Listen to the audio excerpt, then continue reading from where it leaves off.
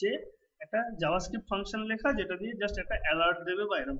তো minimum requirement আমার কি সেটা করবার জন্য মিনিমাম রিকোয়ারমেন্ট হলো যে আমাকে first of all HTML page তো আমার এটা লাগবে, যেটা আমি অলরেডি বানিয়ে রেখেছি। এটা HTML বলে সেভ করেছিল তো? হ্যাঁ, ঠিক আছে, HTML বলে সেভ ছিল, অসুবিধা নেই। HTML পেজ একটা করার পর এর মধ্যে HTML ট্যাগ, একটা হেড ট্যাগ আর হেড ট্যাগ এন্ড, দেন একটা বডি, দেন একটা বডি এন্ড করলাম। এইবার হেডের মধ্যে টাইটেল বা কিছু যা তোমার দেওয়ার দরকার সে তুমি দিলে, না দিলেও হবে, সেটা কোনো ফ্যাক্টর না। কিন্তু আমার যেটা মাস্ট সেটা হচ্ছে, যেমন সিএসএস লেখার জন্য আমরা সাধারণত ব্যবহার করি যে স্টাইল ট্যাগ, ঠিক আছে, সিএসএস লেখার জন্য আমরা ব্যবহার করে থাকি স্টাইল ট্যাগ। সেরকম ভাবে এইখানটাতে যখন আমরা জাভাস্ক্রিপ্ট লিখবো, জাভাস্ক্রিপ্ট লেখার জন্য আমাকে ইউজ করতে হবে স্ক্রিপ্ট ট্যাগ। এইবার এই স্ক্রিপ্ট ট্যাগের মধ্যেও আমার একটা কথা বলার আছে। সেই কথাটা কি? স্ক্রিপ্ট ট্যাগের মধ্যে একটা ব্যাপার হচ্ছে যে স্ক্রিপ্ট ট্যাগের মধ্যে এখানটাতে একটা টাইপ বলে জিনিস মেনশন করা যায়, যেটার মধ্যে লেখা যায় টেক্সট স্ল্যাশ জাভাস্ক্রিপ্ট, ঠিক আছে। কিন্তু এই টেক্সট স্ল্যাশ জাভাস্ক্রিপ্ট লেখাটা আর এই টাইপ লেখাটা তুমি যদি নাও লেখো তাতেও তোমার জাভাস্ক্রিপ্ট চলবে। এবার এটাকে ইউজ করবার পেছনে একটা কারণ আছে। এটা ইউজ করবার পেছনে মেন কারণটা হচ্ছে এটা, যে আগে আমি তোমাকে বললাম যে আগেকার দিনে ভিবি স্ক্রিপ্টও ব্যবহার হতো। তখন এইটা ব্রাউজারকে না মেনশন করে দিলে যে আমি জাভাস্ক্রিপ্ট লিখছি না ভিবি স্ক্রিপ্ট, ব্রাউজার কনফিউজ হয়ে যেত যে ও কোন স্টাইলে এটাকে কম্পাইল করবে বা এটাকে ম্যাচ করবে যে তুমি ঠিকঠাক সিনট্যাক্স লিখছো কিনা, ঠিক আছে। তো তার জন্য এখানে টেক্সট স্ল্যাশ জাভাস্ক্রিপ্ট বা টেক্সট স্ল্যাশ ভিবি স্ক্রিপ্ট লিখতে হবে। কিন্তু এখনকার দিনে শুধুমাত্র জাভাস্ক্রিপ্টই ম্যাক্সিমাম ইউজ হয়।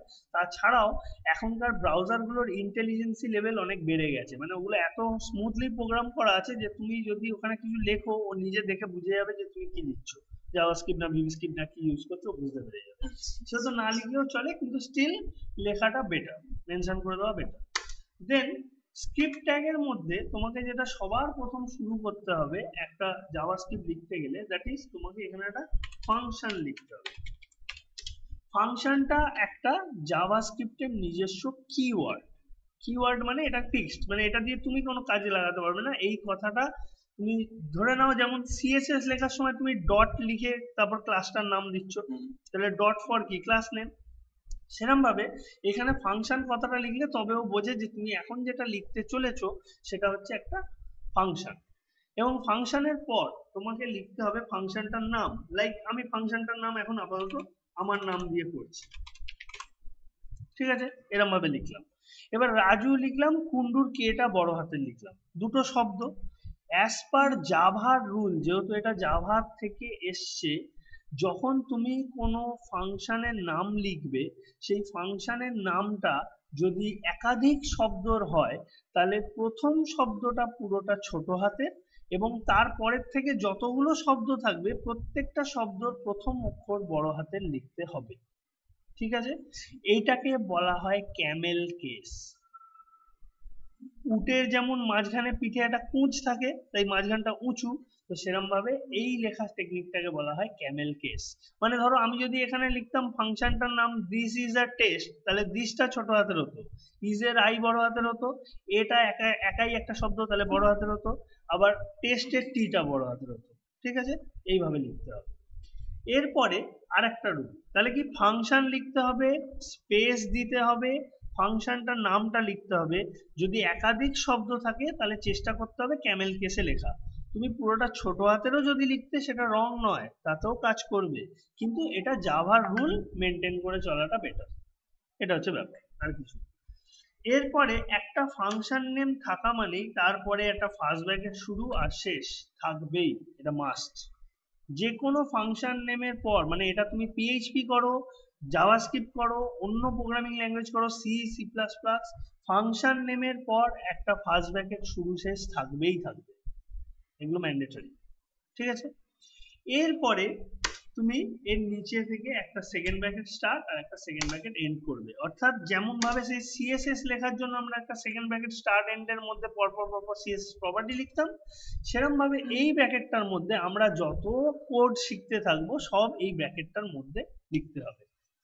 সিএসএস এ যেমন তুমি একের বেশি একাধিক ক্লাস বানাতে পারতে, দুটো চারটে পাঁচটা, সেরকম এখানেও স্ক্রিপ্ট ট্যাগের মধ্যে একটা ধরো রাজু কুন্ডু ফাংশন বানালাম, আর একটা তুমি তোমার নাম দিয়ে বানালে, আর একটা এবিসি এক্স ওয়াই জেড দিয়ে অন্য একটা ফাংশন বানালাম, যা খুশি 10টা 12টা 50টা যত ইচ্ছা ফাংশন তুমি এখানেও বানিয়ে যেতে পারো, সেম অ্যাজ সিএসএস। ঠিক আছে? হ্যাঁ, কেন বলছি তুমি ক্লাসটা কেন লিখতে, সেই ক্লাসের মধ্যে তুমি কালার ঠালার এটা ওটা যা যা প্রপার্টি দিয়ে রাখলে, যখন তুমি গিয়ে যে ট্যাগের মধ্যে ওই ক্লাসটাকে অ্যাপ্লাই করছো সেই ট্যাগেতে ওর এফেক্টটা নিচ্ছে, তাই তো? সেরকম ভাবেই আমি এখানে ফাংশনটা লিখে রাখলাম, যখন আমি একটা ট্যাগের মধ্যে গিয়ে ওই অন ক্লিক, অন লোড বা অন ডিবিএল ক্লিক এই সমস্ত লিখে এই ফাংশনটার নামটাকে ওখানে বসাবো, তখন তুমি যদি ওই ডিপটা ওই বাটনটার উপরে গিয়ে কোনো ক্লিক করো, তখন এই ফাংশনটার মধ্যে যা যা কাজ লেখা থাকবে সেই কাজগুলো পারফর্ম করা স্টার্ট করে দেবে। ঠিক আছে? মানে তুমি রিয়েল লাইফ এক্সাম্পলে এসো, তোমার আশেপাশে লাইক আমার সঙ্গেই তোমার সম্পর্কটা দেখো, আমি একটা ফাংশন, আমার ফাংশন কি টিচিং করা বা পড়ানো, তুমি হচ্ছে একটা ইভেন্ট, তুমি একটা স্টুডেন্ট এবং তুমি একটা ইভেন্ট। তুমি ইভেন্টটা কি, তুমি আমাকে বললে আমি আপনার কাছে পড়তে চাই, তখন আমি তোমায় পড়াচ্ছি, তাছাড়া কি আমি তোমায় পড়াবো না? তো তাহলে আমি একটা ফাংশন, তুমি আমাকে কল করছো, তখন আমি তোমায় রেসপন্স করছি কি দিয়ে, না যেহেতু আমার কাজ টিচিং তাহলে আমি তোমায় টিচ করছি।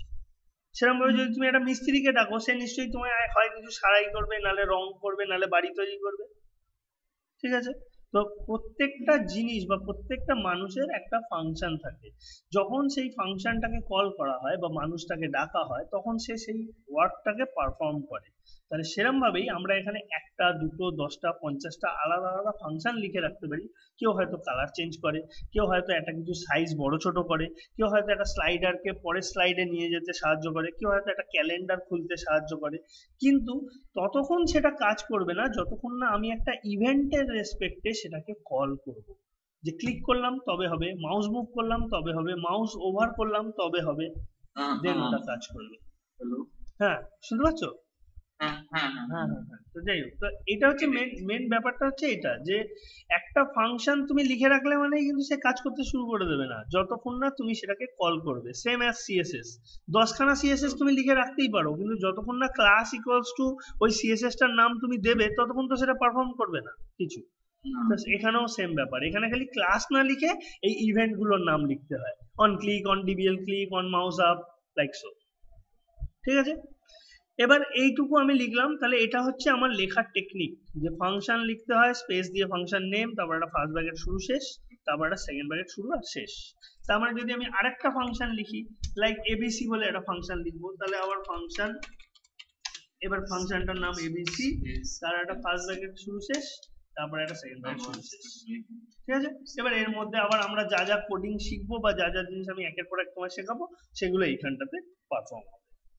ঠিক আছে? যেমন তুমি সিএসএস প্রপার্টি প্রথমে হয়তো শিখেছো উইথ, হাইট, তারপর শিখেছো বর্ডার কি করে দেয়, তারপর শিখেছো মার্জিন কি করে দেয়, তখন একের পর এক সব জুড়ে জুড়ে সব কটা মিলিয়ে পারফর্ম করতে শিখেছো, সেম অ্যাজ এখানেও তাই।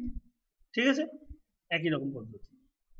এইবার আরো কিছু নিয়মে আসি, যেটা কি ফাংশন নেম লেখার সময় ফাংশন নেমের শুরুতে কোনো সংখ্যা বা ডিজিট দেওয়া চলবে না, লাইক দিস, এটা নট অ্যালাউড। দেখো লাল হয়ে গেল অলরেডি ওটা, ঠিক আছে? এটা ভুল, মানে ফাংশন নেমের শুরুতে তুমি কোনো সংখ্যা দিতে পারবে না, এগুলো রুল হিসেবে তোমার নোটবুকেতে লিখে নাও।